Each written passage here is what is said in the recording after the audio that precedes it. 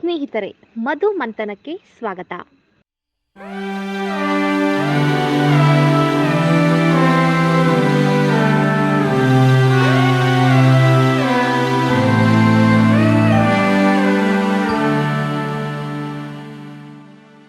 ನಾವು ಚಿಕ್ಕ ಮಕ್ಕಳಾಗಿದ್ದಾಗ ತಂದೆ ತಾಯಿಯೇ ನಮಗೆ ಪ್ರಪಂಚವಾಗಿರ್ತಾರೆ.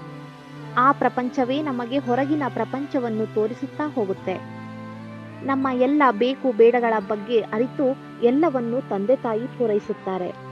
ಅವರು ಬಡವರಾಗಿದ್ರೂ ಸರಿ, ಸಾಲ ಸೂಲ ಮಾಡಿಯಾದ್ರೂ ನಮ್ಮ ಕರುಳಿನ ಕುಡಿ ಚೆನ್ನಾಗಿರ್ಲಿ ಎಂದು ಎಷ್ಟೇ ಕಷ್ಟವಾದ್ರೂ ಮಕ್ಕಳನ್ನು ಚೆನ್ನಾಗಿ ನೋಡ್ಕೊಳ್ತಿರ್ತಾರೆ.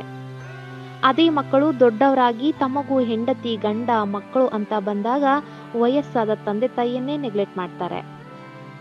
ಈಗಂತೂ ತಂದೆ ತಾಯಿಯನ್ನು ಮಕ್ಕಳು ಮನೆಯಿಂದ ಹೊರ ಹಾಕುವ ಘಟನೆಗಳನ್ನ ನಾವು ಸಾಕಷ್ಟು ನೋಡುತ್ತಲೇ ಇರುತ್ತೇವೆ.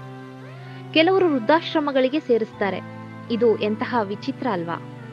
ತಮ್ಮ ಸುಖವನ್ನು ಪಕ್ಕಕ್ಕೆ ಇಟ್ಟು ಮಕ್ಕಳ ಜೀವನ ಕಟ್ಟಿಕೊಡುವ ತಂದೆ ತಾಯಿಯನ್ನ ಅವರ ವೃದ್ಧಾಪ್ಯದಲ್ಲಿ ಮನೆಯಿಂದ ಹೊರ ಹಾಕಿದಾಗ ಪಾಪ ಆ ಮುಪ್ಪು ಜೀವಕ್ಕೆ ಏನಾಗಿರ್ಬೇಡ ಹೇಳಿ.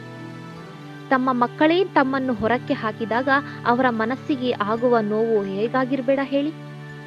ಈ ಮಾತು ಈಗ್ಯಾಕೆ ಅಂದ್ರೆ, ಇಂತಹ ಒಂದು ಮನ ಕಲಕುವ ಘಟನೆ ಆನೇಕಲ್ನಲ್ಲಿ ನಡೆದಿದೆ. ವಯಸ್ಸಾದ ವೃದ್ಧೆಯನ್ನ ರಾತ್ರೋರಾತ್ರಿ ಯಾರೋ ಪಾಪಿಗಳು ರಸ್ತೆಯಲ್ಲಿ ಬಿಟ್ಟು ಹೋಗಿದ್ದಾರೆ. ಅದು ಈಗ ಚಳಿಗಾಲ ಬೇರೆ. ಹೊರಗೆ ಬಂದ್ರೆ ಮೈ ಕೊರೆಯುವ ಚಳಿ ಕೂಡ ಇರುತ್ತೆ. ಇಂತಹ ಸಮಯದಲ್ಲಿ ವಯಸ್ಸಾದ ವೃದ್ಧೆಯನ್ನ ರಾತ್ರಿ ಕಾರಿನಲ್ಲಿ ಕಳ್ಳರಂತೆ ಬಂದು ಯಾರೋ ಬಿಟ್ಟು ಹೋಗಿರೋ ದೃಶ್ಯ ಸಿಸಿಟಿವಿಯಲ್ಲಿ ಸೆರೆಯಾಗಿದೆ.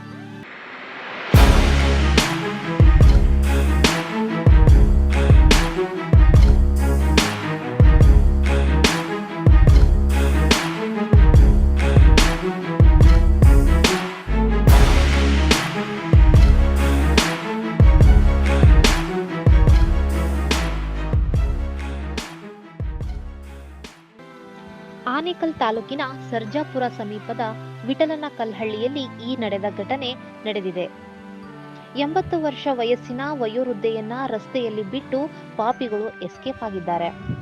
ದೇವಾಲಯದ ಬಳಿ ಮಲಗಿಸಿ ಅಲ್ಲಿಂದ ಕಾರಿನಲ್ಲಿ ಕಳ್ಳರಂತೆ ಕಾಲ್ಕಿತ್ತಿದ್ದಾರೆ.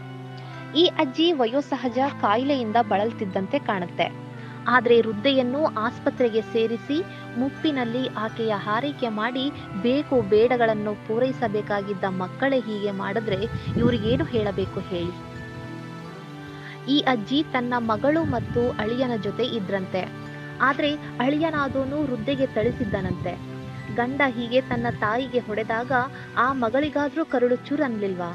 ಹೀಗೆ ತಾಯಿಯನ್ನು ಬೀದಿಗೆ ತಂದು ಹಾಕಲು ಮನಸ್ಸಾದ್ರೂ ಹೇಗೆ ಬಂತು ಇವರಿಗೆ?